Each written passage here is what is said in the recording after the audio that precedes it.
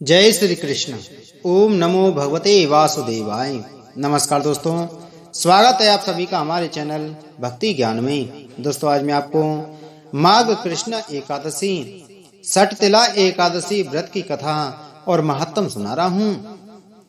एक समय दालभ ऋषि ने पुलस्त ऋषि से पूछा कि महाराज, मृत्युलोक के मनुष्य ब्रह्म हत्या आदि महान पाप करते हैं, पराय धन की चोरी और दूसरों की उन्नति को देखकर ईर्ष्या करते हैं तथा अनेक प्रकार के व्यसनों में फंसे रहते हैं, फिर भी उन्हें नरक प्राप्त नहीं होता। इसका क्या कारण है? ना जाने वे कौन सा दान पुण्य करते हैं जिससे उसके पाप नष्ट हो जाते हैं। यह सब कृपा पूर्वक कहिए। पुलस्त मुनि कहने लगे कि हे महाभाग, आपने अत्यंत सुंदर प्रश्न पूछा है। इससे संसार के जीवों का कल्याण होगा। ब्रह्मा, विष्णु, रुद्र तथा इंद्र आदि भी इस गुप्त वेद को नहीं जानते, परंतु मैं आपको सुनाता हूँ। माघ मास के लगते ही स्नान आदि से शुद्ध हो, इंद्रियों को बस में करके काम, क्रोध, लोभ, मोह, अहंकार, ईर्ष्या, अभिमान आदि त्याग कर भगवान का स्मरण करना चाहिए। पुण्य नक्षत्र में गोबर, कपास, तिल मिलाकर उनके कंडे उपले बनाने चाहिए। उन उपलों से 108 बार हवन करना चाहिए। उस दिन भूलकर नक्षत्र हो, साथ ही एकादशी तिथि भी हो तो और भी श्रेष्ठ है। स्नान आदि नित्य क्रिया से निवृत्त होकर देवादिदेव श्री भगवान का पूजन और एकादशी का व्रत धारण करें। रात्रि को जागरण करना श्रेष्ठ है। उसके दूसरे दिन धूप, दीप, नैवेद्य आदि से भगवान का पूजन करके खिचड़ी का भोग लगावे। भगवान कृष्ण का पूजन करके पेठा, नारियल, सीताफल या सुपारी सहित अर्घ देते हुए विनय करें कि भगवान, आप दीनों को शरण देने वाले तथा इस संसार सागर में फंसे प्राणियों का उद्धार करने वाले हैं। हे पुंडरीकाक्ष, हे जगत गुरु, आप लक्ष्मी सहित इस तुच्छ अर्घ को स्वीकार करें। इसके पश्चात जल से भरा हुआ कुंभ घड़ा ब्राह्मण को दान करें। उस समय ब्राह्मण को श्याम गौ और तिल पात्र देना भी उत्तम है।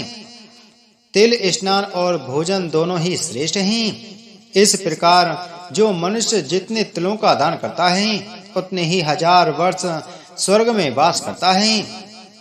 तिल स्नान, तिल का उपटन, तिल का हवन, तिल का जल, तिल का भोजन और तिलों का दान, यह सटतिला कहलाती है।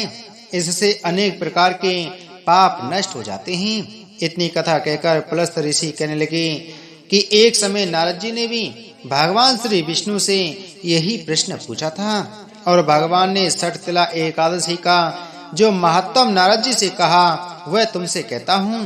भगवान कहने लगे कि हे नारद, मैं आंखों देखी एक सत्य घटना कहता हूँ, ध्यान पूर्वक सुनो। प्राचीन काल में मृत्यु लोक में एक ब्राह्मणी रहती थी। वह सदैव व्रत किया करती थी। एक समय वह 1 मास तक व्रत करती रही। इससे उसका शरीर अत्यंत दुर्बल हो गया। यद्यपि वह अत्यंत बुद्धिमान थी, फिर भी उसने कभी देवताओं या ब्राह्मणों के निमित्त धन तथा अन्न का दान नहीं किया।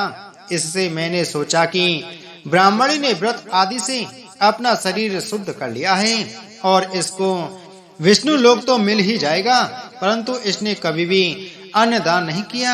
इससे इसकी तृप्ति होना कठिन है। ऐसा सोचकर एक विकारी बनकर मैं मृत्यु लोक में उस ब्राह्मणी के पास गया और उससे भिक्षा मांगी। वह बोली, महाराज, आप यहाँ किस लिए आए हैं? मैंने कहा कि मुझे भिक्षा चाहिए। इस पर उसने एक मिट्टी का डेला मेरे भिक्षा पात्र में डाल दिया। मैं उसे लेकर स्वर्ग लौट आया। कुछ समय बीतने पर ब्राह्मणी शरीर त्याग कर स्वर्ग आ गई। मिट्टी का दान करने से उस ब्राह्मणी को स्वर्ग में सुंदर महल मिला, परंतु उसने अपने घर को अन्न आदि सब सामग्रियों से शून्य पाया।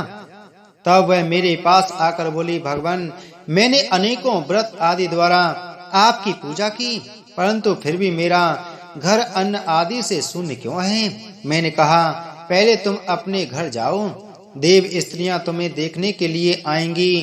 पहले उनसे षटतिला एकादशी का पुण्य और विधि सुन लो, तब ही द्वार खोलना।